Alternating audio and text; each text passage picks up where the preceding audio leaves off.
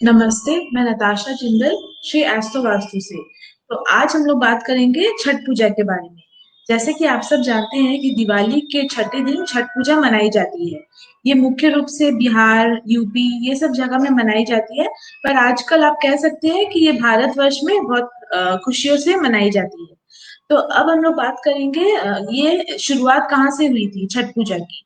तो कहा जाता है कि जो देव माता अदिति थी वो शुरू से उनके शुरुआत हुई थी छठ पूजा की।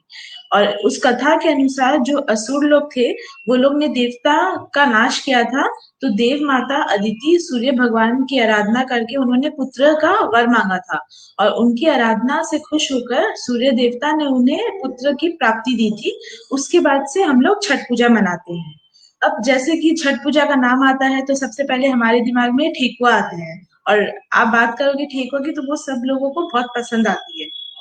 अब हम लोग बात करेंगे पांच तत्व के बारे में। जैसे मैं आपको बताती हूँ कि हमारे पांच तत्व क्या है। वो है भूमि, गगन, वायु, अग्नि और जल। और छठ पूजा में ये पांचों तत्व का बहुत महत्व होता है। अब मैं आपको बताती हूँ कि कैसे। अब हम लोग जब छठ पूजा करने घाट में जाते हैं तो हम लोग खुले आसमान में खड़े नीचे होते हैं। हम लोग जल चढ़ाते हैं और हम लोग आरती भी करते हैं। तो उस हिसाब से जो ये पांचों तत्व है वो सब छठ पूजा में बहुत मायने रखती है। अब मैं आपको बताती हूँ कि छठ पूजा में क्या होता है, ये कैसे इसकी पूजा की जाती है।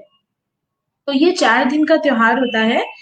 इसमें सबसे पहले दिन होता है नहाए खाए। इसमें जो व्रती होती है यानी कि जो व्रत रखती है वो सुबह तैयार होके नाखून काट के उन्हें अपने जैसे सर धोना होता है। उसके बाद वो सारा दिन सिर्फ एक ही बार खाना खाती है।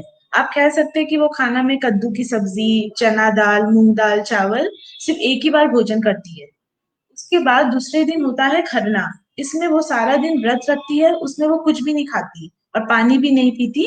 और पूजा करने के बाद उन्हें सिर्फ एकांत में ही खाना खाना पड़ता है। इसलिए कहा जाता है कि जो घर के लोग होते हैं वो बाहर चले जाते हैं। अगर कोई भी आवाज होती है घर पे तो उसे उसी समय वो खाना छोड़ना पड़ता है। उसके बाद आता है संध्या अर्घ। ये बहुत ही महत्वपूर्ण होता है। इसमें जैसे जो ढलता सूरज होता है उसमें उसे अर्घ देना होता है। जो घर के सारे लोग होते हैं वो एक साथ घाट में जाते हैं, पूजा अर्चना करते हैं। पानी में वो आधे पांव तक अंदर चले जाते हैं और सूर्य भगवान की आराधना करके वो घर आ जाते हैं। उसके बाद चौथा दिन होता है उषा अर्घ। इसमें जो उगता सूरज होता है उसमें वो लोग पूजा अर्चना करते हैं भगवान की। और सब पूरे परिवार की मंगल कामना करते हैं और पूजा करके वो सब घर आ जाते हैं। तो इसी के साथ मैं कहना चाहूंगी कि हमारा ये जो छठ पूजा है ये हमारे हिंदू समाज में बहुत मान्यता रखता है। और सारे लोग इसे बड़े धूमधाम से मनाते हैं।